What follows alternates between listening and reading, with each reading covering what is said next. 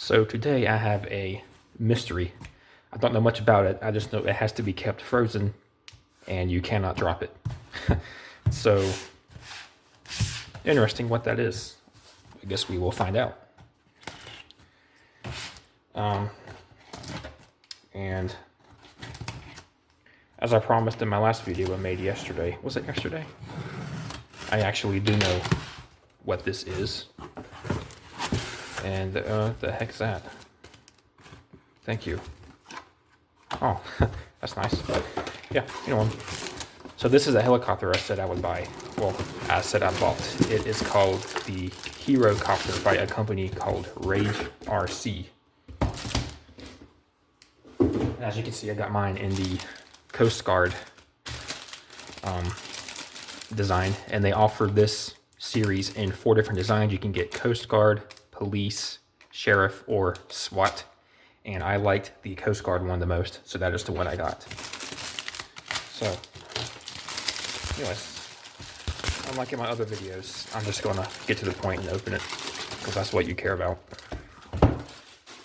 And we'll see what we get inside. Now, this is not my first helicopter. I've had 2, not from this brand. The 2 I own are from a company called SEMA, which they make very good helicopters too. But it's been a long time since I've flown one, so I'm kind of getting back into it. Now, one thing I did like is how the box, the packaging it comes in actually doubles as a case, which I think that's nice. So let's open it and see what's inside.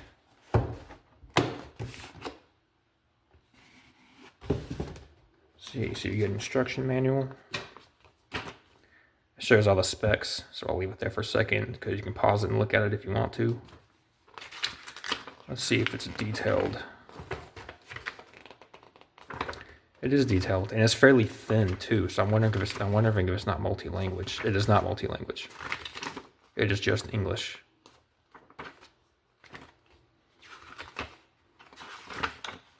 Okay, cool. This is the transmitter. Okay, so I was wondering that. The throttle is actually sprung to the middle, which is odd. On most aircraft, it is not spring loaded. It is just, it's a where you set it. It basically stays where you put it. Right now, I don't like that. I'm wondering if it's dumbed down. Maybe you just have to do this to go down and then that to go up in altitude. And it makes it easier to fly. I don't like that. But I haven't flown it yet, so I can't dish it until I try it. Controller does feel cheap. You know, it's just hard scratchy plastic. It's very lightweight, and it takes 4 AA's. Yes. I do like how you do not need a screwdriver to open the battery compartment. I just think it's stupid when something as simple as doing this requires a screwdriver. I don't get why some companies do that. You know, especially in the world of cost cutting, you think they would not want to use a metal screw, where you obviously don't need to. A lot of companies prove that you do not need to do that. What's this? Anything in here? No. I bet that's where they put extra batteries if you order maybe like a extended flight package or something. Maybe that's where they shove those extra batteries. But we don't need that. It does come with 2 extra blades. This is a 4-bladed helicopter, so they give you half of what you need spare, which is nice. It's better than nothing, you know. This is the charging cable, and I think it's USB-C, if I'm not mistaken, to charge the battery. No, it's the old style. I don't even know what that's called. Is it just USB? Is that what they call that? I don't know. Just come with some tools. Looks like a screwdriver, an Allen wrench, probably 1.5 millimeter, and an extra tail rotor. That's nice. Here's the aircraft. We'll look at that in a second. And it comes with a mouse pad style landing pad. That's nice. And that's just the case. Nothing really spectacular about that. Anyways, here is the helicopter. It is a 4-blade, again, like I said.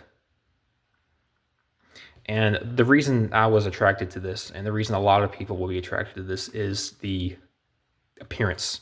It's a lot of RC helicopters, in my opinion, don't look good because you see this has a full canopy, like it looks like a real helicopter. Whereas a lot of RCs are just, they leave the chassis open and just have like a front canopy, and it just I just don't think they look good. Like they look really futuristic, whereas this looks like something that you would see in real life. Now this series, the Hero-Copters, they are not a replica of a real life helicopter, so it's not replicating any particular specific one. It's just a generic helicopter look. To me, it kind of looks like a Hero-Copter, which is a subsidiary of Airbus, which anybody that knows anything about planes know who they are. They make passenger planes. They're actually the most successful company in the world that does it. They're better than Boeing in almost every single way, but that's a political argument I'm not getting into in this video. Some people disagree, and that's their problem. But it is a 4-channel helicopter. So what 4 channels means is you have basically altitude control, which will be like this. That is channel 1. You have roll control, so you can do this. Channel 2. Then you have forward and backwards control, that channel 3. And you have yaw, which is that channel 4. And that's nice because a lot of smaller scale, cheaper models, they only give you 3 channels. Basically, you can't do this. So you have altitude, forward to backwards, and yaw, but you cannot do roll. I like this because it came with roll. And these retail, so at the moment on Rage's website, they are on sale for $109.99, but they normally MSRP for $145.99. So if you're interested, get it now, because I do not know how long that sale is going to last. I will put a link in the description. So just for starters, again, they do look good. That's why I was at my local Hobby Town, and Hobby Town is an authorized seller of these. So Hobby Towns do sell these in person, and that's where I first seen it. And I was like, wow, that looks really good. I will get one someday when it makes sense. And see, the tail rotor is a little bit crooked. I don't know if that's intentional or not. It probably is. I hope it is. And again, it's just the detail. It's not, so it doesn't have like sliding doors or anything, you know. It's not like a full-on replica, but it does have just nice details. You can see it has, you know, like the vents access covers for the engine on a real helicopter, and they are textured. You probably can't see in the video, but it's not just a pattern in the plastic, like painted on. It actually is molded. You see the windows are there, the American flag's there, Coast Guard obviously has a fake registration number. I did like the exhaust pipes. I thought that was actually really cool how they went into the effort to put that detail in with the exhaust pipes. And you can see the front end is very bulbous. Again, that just reminds me of Hero-Copter, and it does have the tail rotor does have its own motor, so there isn't a shaft. Real helicopters have one engine, one power source, and they have a shaft and a gearbox that drives the tail rotor, but it's just a direct drive, which is nice. And speaking of that, because that just reminds me of something else. You may have seen in the manual, there is an exploded view with part numbers. If I can get to it. Right there. I really like that. The reason I like that is because it means that this is serviceable and or repairable, which is always nice. That means you actually own it. It means you're not just paying the rights to use it until it breaks. It means you actually own it. And every single part used to build these is actually available from the manufacturer's website directly. I looked. For example, so let's say you got one and you wanted to try another style. You can actually buy the body shell for $20 of any of these. So if you buy the Coast Guard, you want to try, say, SWAT, you can go on the website, buy the SWAT, and then just replace this. You can basically make whatever you want without having to spend another $144 when the sale eventually ends. For $20, you can make it whichever one you want. Heck, you can buy all 4 if you really want to, if you really care that much.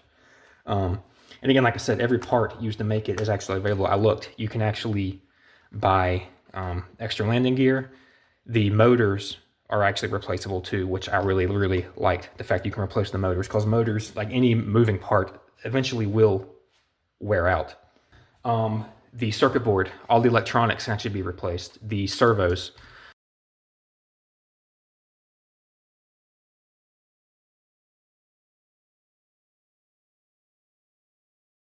That out just to save my battery real quick. Again, so the battery is removable. And I do like that. Going back to the serviceability thing, I like when RC cars have removable batteries. A lot of RC helicopters, cheaper ones, actually don't. They're kind of like cell phones they're integrated into. If the battery can be removed, that means it can be replaced, which is good. And I looked on the website, you can actually buy replacement batteries for $20, which for the size of them, I think is really, really steep. It is a 2-cell, so LiPo, so 7.4 volts, and it is 350 milliamp hour. Now, Rage does claim flight time on a fully charged battery is 15 minutes, which that's good, but again, for just how small it is, $20. For example, Arma, which is a company I have two vehicles from, RC cars, I actually did a video on one. They have 5,000 milliamp batteries for $50. So I'm not going to do the math on that as far as dollar per milliamp hour. Again, the bigger that number, the longer the battery will last per charge, basically. But it is steep. Okay, so I'm back. I have batteries in the transmitter, and I have the transmitter binded to the aircraft. So I can kind of show you how helicopters work. So you can see right in there, that little contraption is a swash plate, is kind of what that's called. So how helicopters work is they give you roll. I think, I'm not up to date on what the terms are. I probably should have done some more research before making a video on a helicopter, but I didn't. So, it is what it is. So they control roll in both forward and backwards by just varying the pitch of the blades. So you should be able to see right here. So when I do this, you see how that swash plate is varying those angles of those blades. So that will give me the roll like that. And then again, it's varying the pitch of the blades I'm not going to get to science on, so it varies the pitches of the blades in different ways depending on what you're trying to do, if that makes sense. This and this is not the same movement. If I bring this closer, see, keep that in view. You see, it's not the same movement. It is different. It's a very intricate little mechanism is how they work. But essentially, on a 4-channel, that is how you do directional control. 3-channel helicopters, which again, do not have the roll feature, how you get forward and backwards is the tail rotor is actually either facing just straight up or down, and it just uses basically upwards or rearwards thrust to just basically push it up and down like that, which gives you forward and backwards control. But 4-channel, which is actually how they are in real life. The reason helicopters have this tail rotor is because you may remember learning in school, for every action there is an equal and opposite reaction. The spinning of the main rotor is what it's called. This whole assembly, the blades, is called a rotor. The spinning of that creates torque, and it means the aircraft will want to spin in the opposite direction the rotor spins. When you watch in movies, a military war movie, say someone shoots down a helicopter and the rear blade gets broken off and it spins all dramatically. See, that's not just Hollywood dramatized stuff, which they have a habit of doing. That's actually what would happen in real life if a helicopter loses its tail rotor. That's what will happen. So this is here to basically push air, basically in the opposite direction of it would want to spin, and it basically kind of counteract that. So it's kind of amazing when you think about it, how every time a helicopter is flying, it's riding on that very fine engineered balance of, the RPMs of the tail rotor, and that basically this little tail rotor, relatively speaking to the size of the aircraft, is what's keeping it afloat. It's a very fine balance, and it's amazing that I think just in general we've engineered helicopters to work in real life. And now we have it to where you can hold a working one in your hand. It's just when you think about the physics and the engineering that goes into it, it's kind of amazing, honestly, that they work in general to begin with, and then you can actually have one that you can hold in your hand. Anyways, enough rambling. So this has 4-channel control, but it has a 6-axis gyro. Okay, now a 6-axis gyro isn't really a 6-axis gyro because there's really no such thing. It is a 3-axis accelerometer working in conjunction with an actual gyroscope that has also 3 axes or axes. So basically how it works is the accelerometer, like it sounds like, is a sensor that measures acceleration on 3 different planes is a better way to explain it. So it measures acceleration on this plane, on this plane, and on this plane. So again, accelerometers measure acceleration on planes. Now a gyroscope measures movement on an actual axis. Now what that means is it measures movement like this, and like this. So again, accelerometer is acceleration. The gyroscope is movement. And so when you combine those 2 systems working together, it's basically making sure the aircraft isn't doing anything when you are not telling it to do it, and that results in an aircraft that is very stable and easy to fly. One thing I've noticed, I didn't go much over the transmitter. Basically, it's, there's really no features on it. These are trim buttons. So this will control trim as far as yawing. This will control trim as far as, altitude. This will control trim as far as forward and backwards, and that will control trim as far as rolling. Has an on-off switch, and it is 2.4 gigahertz. Now this button right here is the auto takeoff and land feature. So when you press that button, it'll take off and automatically hover to an altitude of about 4 feet. And if you press again, it will land. And now this, I forgot to mention when I was rambling earlier. Again, my videos are not scripted. I kind of do it just on a whim, because I think it's a more authentic first impression. I probably should write scripts and make them a lot more sense. So anyways, but it does come with 3 different modes. And those modes are, they're called beginner, intermediate, and advanced. Basically, it just limits how fast it can move or how rapid the movements are. So, yeah. Okay, so I have my pad set up here. They included it, so I figured I would use it. And this is a good opportunity to show you how to basically set it up and fly it. So in RC, it's always a standard. First thing on is the transmitter. So turn that on, and light will start flashing. That basically says the transmitter is ready to be binded to the aircraft. And so now the battery loads up right here. Take the battery. It can only go in one way, so you cannot put it in wrong. But as you can see, the terminals are right there. There's the terminals on the battery. Basically, you just slide it in. It will lock in. Then you press and hold the power button on the battery. Aircraft will, again, light up. Lights will start flashing, indicating it is ready to be binded to the controller.